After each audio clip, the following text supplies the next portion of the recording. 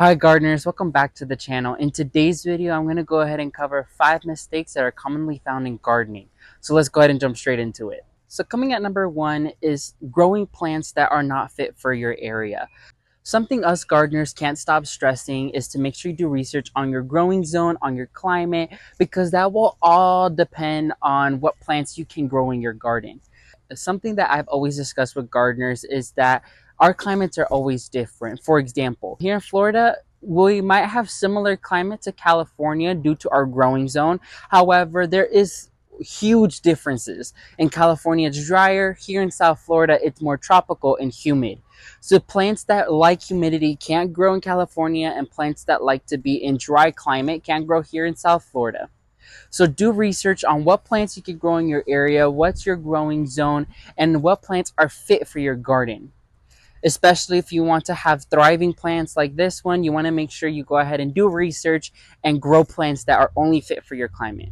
Coming at number 2 is the sunlight requirements. I've come across multiple cases where gardeners, including myself, have fiddled with the sunlight requirements of plants. If a plant is full sun, it requires 5 to 6 plus hours of direct sunlight. If it's marked partial sun, it requires 3 to 4 hours of direct sunlight. And if it's a shade-loving plant, they can only receive 1 to 2 hours of direct sunlight, if not none at all. Something I have found myself doing in the past, and I've seen lots of cases happen as well, is us gardeners planting plants in the incorrect areas.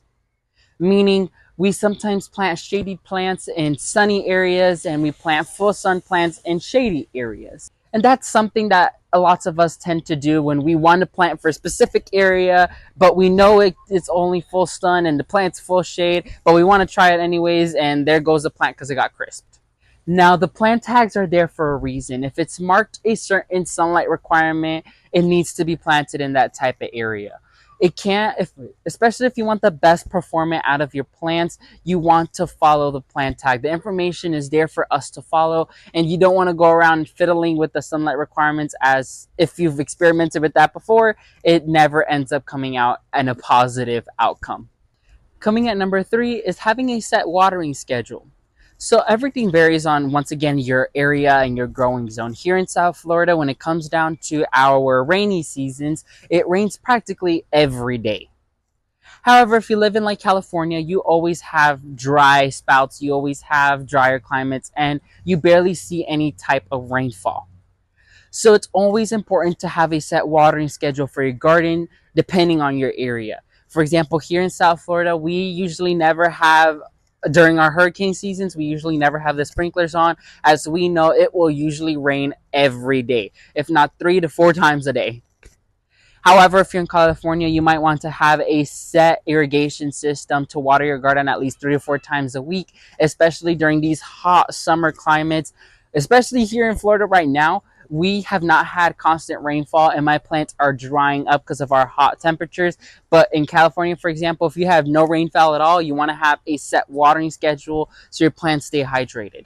Something I came to realize that when it comes down to growing your own food or food forestry, plants that tend to have a setback due to dehydration always become weak. They usually never fruit, and those plants always end up being the worst in the garden because they are constantly dehydrated. And so plants that are constantly dehydrated are never, ever, ever going to do well in your garden because they need hydration. They need that H2O in order to properly function, just like us humans.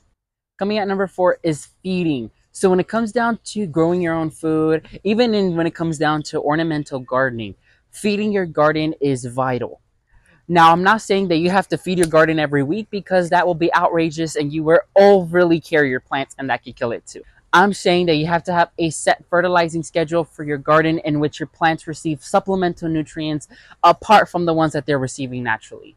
Especially when it comes down to food forestry or growing your own food, going organic is always the best way possible because of the fact that they're more packed with nutrients and it always will benefit your garden. Now, if you're an ornamental gardener, of course you can use these type of gardening products. However, you're more open to now the big box store fertilizers, as those are not technically tagged organic, but you can still use them because you're using them for your ornamental garden instead of growing your own food.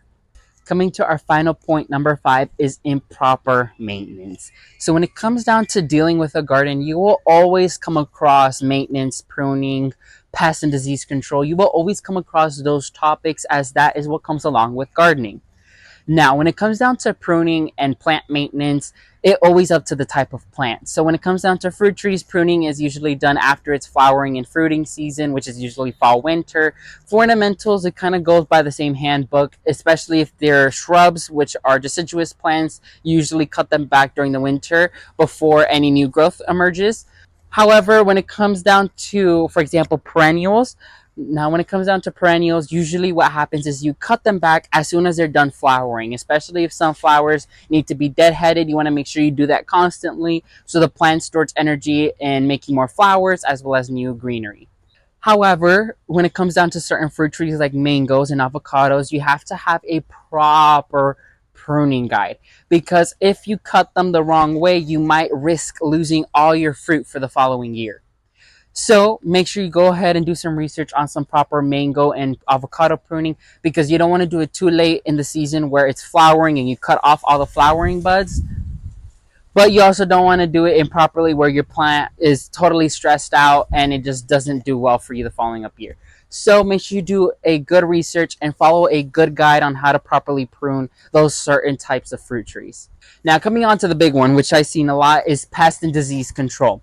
This is something us gardeners stress a lot, because it's not if you're going to get it, if not when you're going to get it. When it comes down to gardening, you will always experience pests, diseases, fungal issues, animals, everything you will deal with. Especially if you grow your own food, you will literally get it instantly. When it comes down to organic gardening, we usually use neem oil as our spray to treat pests and diseases, as it does very, very well and it's plant-based. Or we also use water and soap-based solutions to kind of ease up pests and diseases that are just starting. However, there's of course other fungicides and organic pesticides that can be used. So neem oil is not your only option, but it's the best option that I have usually worked with. Neem oil always does the trick for me. However, you always have to have a vigilant eye on your garden. I would recommend doing a bi-weekly checkup, going every 2 weeks, checking your plants, checking under the leaves, checking how the coloring is, because when it comes down to plants, they will show you if they are stressed or if they have some type of issue. Usually discoloration has to do with some type of feeding issue, and usually curled up leaves or leaves with certain types of holes usually mean that there's a pest and disease issue. Now, a fungal issue usually is discoloration and leaf issues together, so make sure you do your research.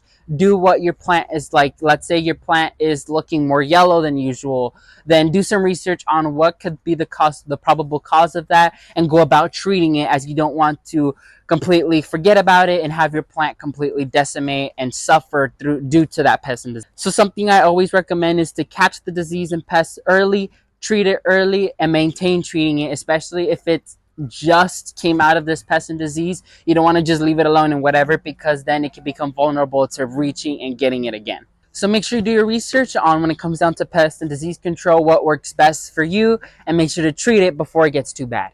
So leave me down in the comment section down below, what are some common mistakes you see in gardening? And if you aren't already subscribed, make sure to subscribe to support the channel. Thank you all so much for watching this video. Make sure you leave a like underneath this video if you found it informative. May God bless you and your entire family, and never forget to grow big, ultimate gardeners. Bye, everyone.